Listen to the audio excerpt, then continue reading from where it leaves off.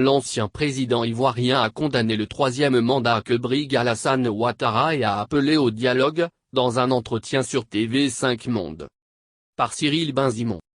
Il est le grand absent de la présidentielle en Côte d'Ivoire, une ombre qui plane au-dessus du pays et dont la parole était suspendue depuis près de 10 ans et son arrestation par les forces qui combattaient pour Alassane Ouattara avec l'appui de la France et des Nations Unies. Laurent Gbagbo a rompu le silence jeudi 29 octobre dans un entretien accordé à TV5 Monde. Exilé à Bruxelles depuis que la Cour pénale internationale, CPI, l'a acquitté en première instance, l'ancien président ivoirien, 75 ans, a dissipé une partie du mystère autour de ses intentions et de sa situation, 2 jours avant une élection où les positions ne cessent de se durcir. J'attendais d'être de retour dans mon pays avant de parler mais, aujourd'hui, la date du 31 octobre approche. Je vois que les querelles nous amènent dans un gouffre et en tant qu'ancien président, ancien prisonnier de la CPI, si je me tais ce n'est pas responsable, précise-t-il pour justifier sa prise de parole.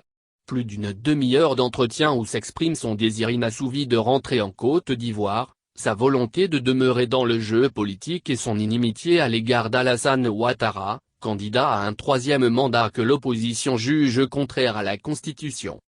Je suis résolument dans l'opposition, prévient Laurent Gbagbo à l'endroit de ceux qui pouvaient en douter. La colère exprimée par une partie de la population? Je la comprends et je la partage. Je pense que l'un des problèmes politiques en Afrique, c'est que l'on écrit des textes sans y croire. On écrit dans la Constitution que le nombre de mandats est limité à 2. Si on écrit une chose et on en fait une autre, on assiste à ce qui arrive en Côte d'Ivoire aujourd'hui. Le seul à pouvoir soulever la rue ivoirienne.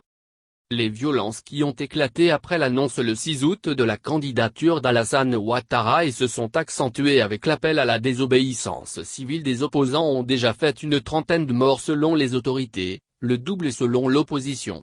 Ce qui nous attend, c'est la catastrophe si le chef de l'État sortant consacre sa victoire, prévoit Laurent Gbagbo, tout en prenant soin de ne jamais appeler ses nombreux militants à manifester et empêcher la tenue du scrutin.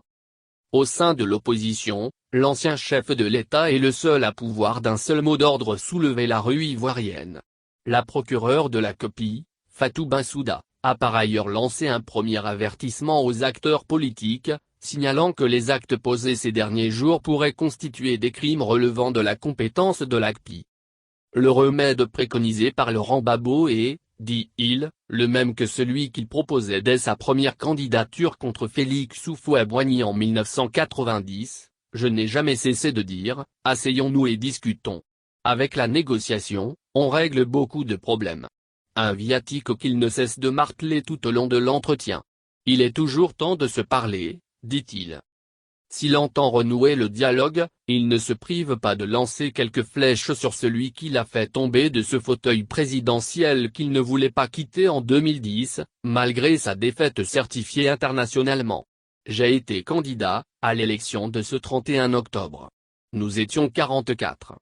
On a rejeté 40 candidatures. Je trouve ça un peu enfantin. Je pense que tous ceux qui veulent être candidats doivent être candidats. On ne doit pas multiplier les obstacles sur la route des candidatures.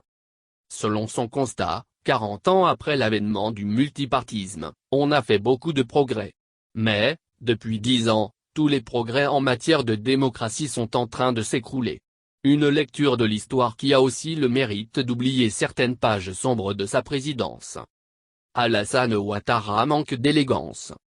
Autre point de tension avec le chef de l'État en exercice qui s'est engagé à le faire revenir sous condition après l'élection et après la clôture de la procédure d'appel devant la CPI, son passeport toujours en attente 3 mois après en avoir fait la demande.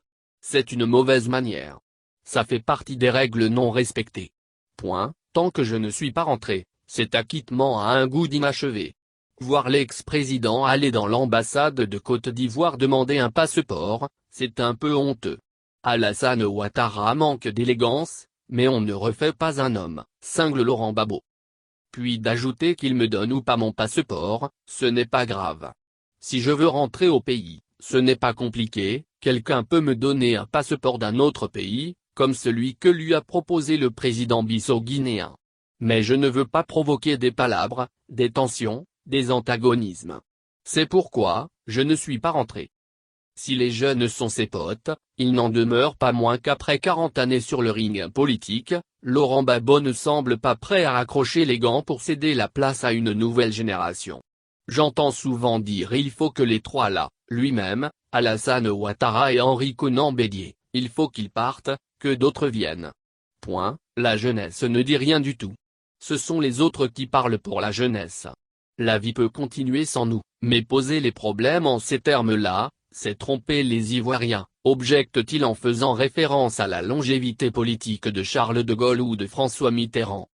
Parfait connaisseur de la vie politique française, francophile frustré, l'historien, toujours très politique, s'interroge sur les crises qui touchent en premier lieu les pays d'Afrique francophone.